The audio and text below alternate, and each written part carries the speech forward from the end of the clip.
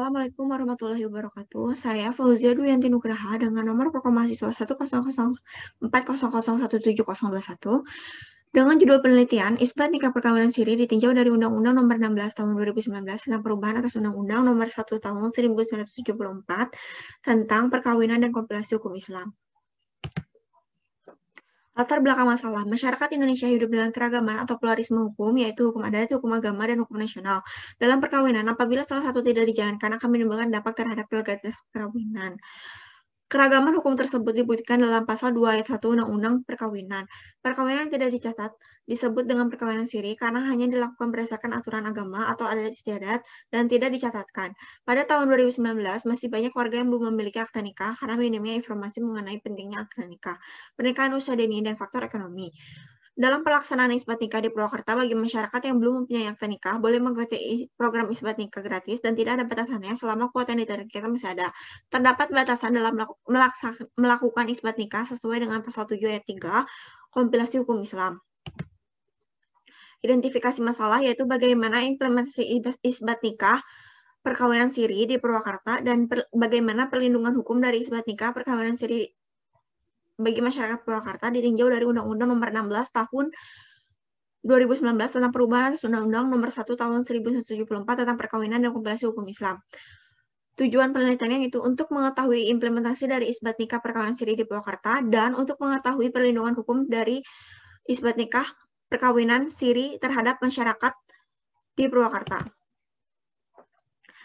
Analisis yaitu dalam pasal 64 Undang-Undang Perkawinan dapat ditafsirkan mengenai isbat nikah. Isbat nikah dilakukan untuk menjadi solusi dari permasalahan akad nikah yang telah dilakukan berdasarkan hukum Islam namun tidak tercatat oleh pegawai pencatat nikah di kantor urusan agama. Pada tahun 2019 telah dilakukan isbat nikah di Kecamatan Bojong dan Kecamatan Manis. Terdapat 249 pasang. Alasan pasangan suami istri mengikuti isbat nikah karena pernikahan dini, tidak melakukan dispensasi nikah, faktor ekonomi, dan kepentingan anak berupa akta lahir.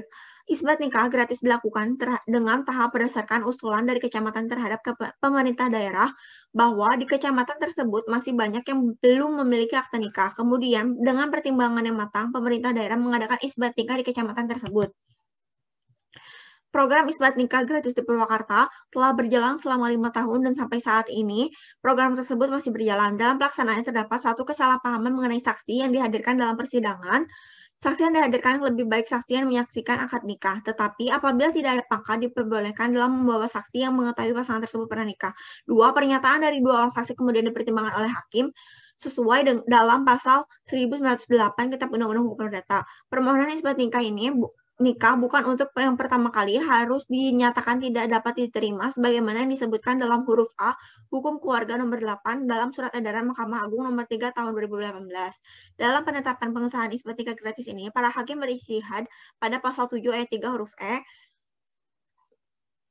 karena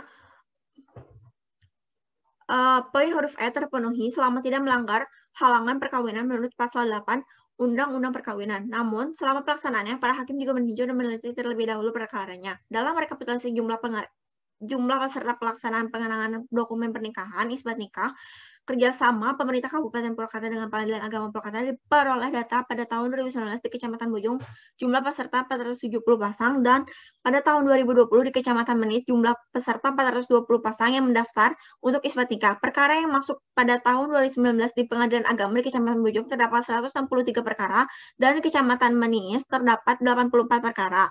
Pada tahun 2020 di Kecamatan Manis terdapat 100 perkara. Hal tersebut membuktikan bahwa terdapat verifikasi data untuk dilakukan pengecekan data-data dari para peserta yang mendaftar apakah syarat-syarat untuk mengajukan permohonan isbat nikah sudah terpenuhi atau belum. Poin B, Dalam hal perkawinan siri, tidak menjamin adanya perlindungan hukum terhadap perkawinannya, dikarenakan tidak memiliki bukti otentik atas perkawinannya. Isbat nikah merupakan suatu produk dari pengadilan agama dan termasuk ke dalam perlindungan hukum represif.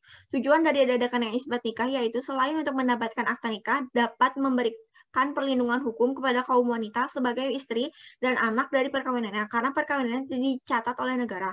Dalam isbat nikah dengan adanya pertimbangan hukum dan pemeriksaan alat bukti, maka akan dikeluarkan surat penetapan yang menyatakan perkawinannya sah. Selanjutnya akan diperintahkan terhadap pasangan tersebut untuk mencatatkan perkawinannya di kantor urusan agama sesuai dengan pasal 35 huruf A Undang-Undang Nomor 23 Tahun 2006 tentang Administrasi Kependudukan.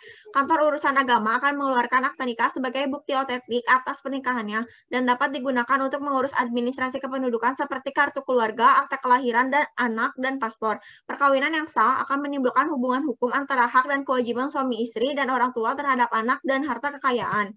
Simpulan, implementasi isbat nikah yang terjadi di Kecamatan Maniis dan Kecamatan Bojong sudah sesuai dengan ketentuan pasal 7 ayat 3 Kompilasi Hukum Islam dan tidak melanggar halangan perkawinan dalam pasal 8 Undang-Undang Perkawinan. Namun, untuk saksi yang dihadir dalam persidangan isbat nikah mesti terjadi kesalahpahaman dalam hal saksi yang dihadirkan tidak harus saksi dalam akad nikah saja. Perlindungan hukum dilaksanakan isbat nikah adalah terlahirnya akta nikah sebagai bukti otentik telah terjadinya perkawinan sah yang membawa akibat hukum terhadap suami istri, anak, dan harta kekayaan. Saran, diperlukannya agar pemerintah daerah Kabupaten Purwakarta dan Pengadilan Agama Purwakarta untuk terlebih dahulu melakukan penyuluhan kepada pasangan suami istri yang akan melaksanakan isbat nikah. Hal tersebut dilakukan agar tidak terjadi kesalahpahaman terhadap saksi yang dihadirkan di dalam persidangan. Masyarakat Kabupaten Purwakarta diharuskan untuk meningkatkan kesadaran bahwa pentingnya akta nikah sebagai bukti telah terjadinya perkawinan sah yang akan membawa akibat hukum bagi suami istri, anak, dan harta kekayaan. Terima kasih. Wassalamualaikum warahmatullahi wabarakatuh.